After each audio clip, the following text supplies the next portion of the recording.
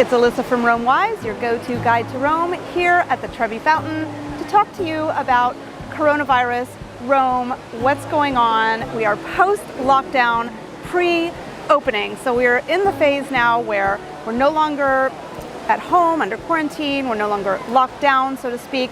The country has not yet opened back up, so this is a very particular moment in time.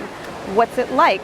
What's happening? What's open? What's closed? What are the rules? And when can you come? We're going to go over all that, so stay tuned.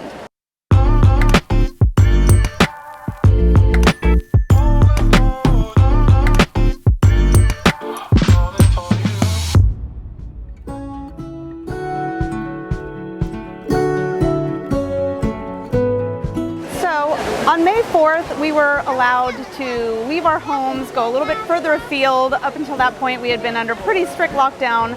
And from May 4th, we were allowed to go out.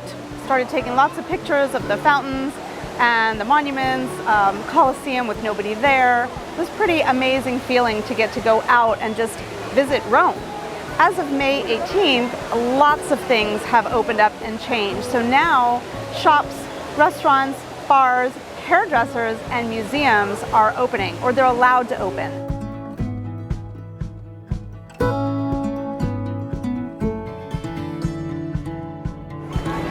So, are we enjoying being out without the crowds?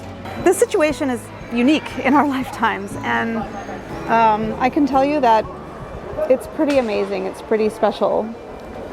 It is indeed, and especially the scenes that I've been seeing during the last couple of weeks took me back 40 years when I was a kid or an adolescent, and during Sundays and summertime these piazzas, they were full with family enjoying gelato, the walk, the struscio, and just the locals. So bad things happened during the coronavirus, dangerous for our lives.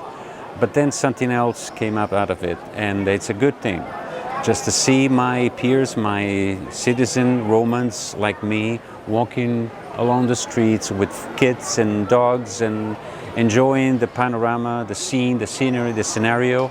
Possibly for as long as that will be, and then that will be full of tourists from all over the world, because this piazza deserves to be seen from all over the world. In the meantime, I do enjoy this piazza. It is still part of my town, which is Rome. We love you guys. We can't wait to have you back.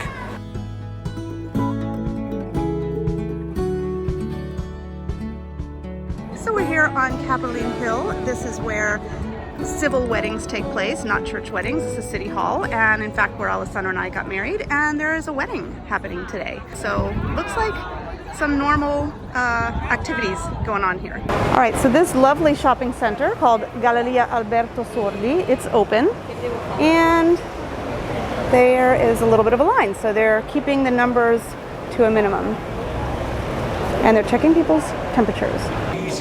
So these shops are open and they're having sales. They need to, because they've been closed for a while, and to attract people to come in and buy. So when you come to Rome, you can definitely shop.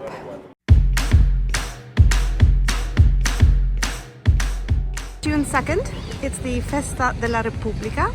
The city's really coming to life, but things are definitely looking a lot more like normal, except with masks, of course, and supposedly social distancing. And it's really lovely to see this piazza full of people. I don't think I would have said that before all of this happened. So I'm really happy to see that the piazza is being enjoyed by the Romans, and cannot wait for all of you guys to come here and enjoy it with us. Here in Piazza San Pietro, heading into St. Peter's Basilica, it is open. So this is the line situation. I'm standing in line, and there are separators, so everybody has to stand apart from each other.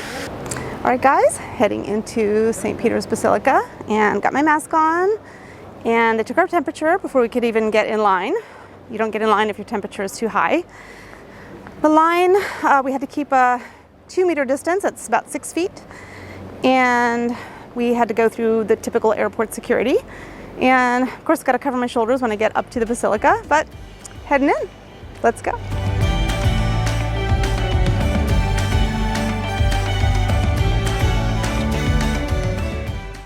Let's go visit the Pietà.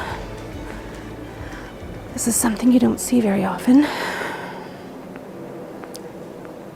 What I mean by that is usually you see this with 10 people deep. And right now I can just walk right up, which is such a treat. Here just enjoying St. Peter's Basilica, wearing my mask. Gotta take my glasses off because they fog up with the mask. You really can't take the mask off. This is how we're seeing the church, but it's so worth it to see it like this.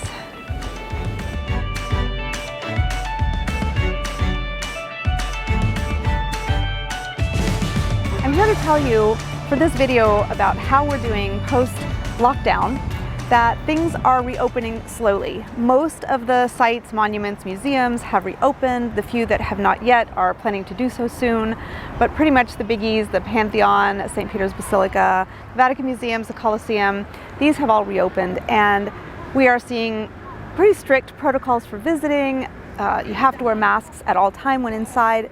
You have to wear masks inside pretty much anywhere you go. If you go into a store, a shopping center, any monument or site, you must wear a mask, and people are complying. I'm getting so many questions, in particular from Australians and Americans and from the UK, when can we come? I don't have an answer. I don't think there is an answer just yet. I believe that some of the things that influence travel to Italy between other countries has to do with each country's government and where they allow flights to and from, the airlines and the flights that they are offering. So for example, many American carriers are not now flying between Italy and the US. Here's what we know. We can travel anywhere we want in Italy, within Italy. We can cross regions. Also, Italy has removed the 2-week quarantine when you enter here. Supposedly, travel is allowed between European countries. What's not really clear is if the UK is included in this. Sometimes it's mentioned that this is between Schengen countries, which does not include the UK. It includes Switzerland and Monaco. Apparently, some countries are imposing quarantines for people coming from certain countries. I'm not going to name them because this seems to be evolving. But it doesn't seem clear that we have complete freedom of movement between European countries. However, in this past week, I have run into a Dutch couple visiting as tourists. We were in the Vatican Museums. They said they looked for a flight on KLM. They got on a plane and came to Rome. Alessandro ran into a couple on the Via dei Fori Imperiali from Ireland. They said the same. They looked for flights. They found a Ryanair flight coming to Rome. They got on the plane and they came to Rome. So they are really enjoying this amazing city without the crowds. Many of you have expressed that you hope that you're going to be able to make it here for July, August, October. I hope you will too. It's just not the case to see the Colosseum this way. Yes, you're looking at it and saying, oh my gosh, it's amazing. I would love to see it like that with no tourists, but we can't sustain this kind of tourism. We need people here and we want you here. We can't wait for you to come. So I'm hopeful that you'll be able to come as soon as possible. I just don't know when that is. I will be keeping you informed on social media, on the website, so check those links and I'll keep you up to date. As of right now, I'm just going to say Italy's opening back up. We feel very good about the direction that things are going. So start planning your trip to Rome. Maybe don't book just yet, but start planning so you can come as soon as it's possible. And we'll be so happy to see you when you get here. Thanks so much for watching. I hope you've enjoyed this video all about how we are doing here in Rome post-COVID lockdown. Please hit that like button below and subscribe. See you at the next video. Ciao for now.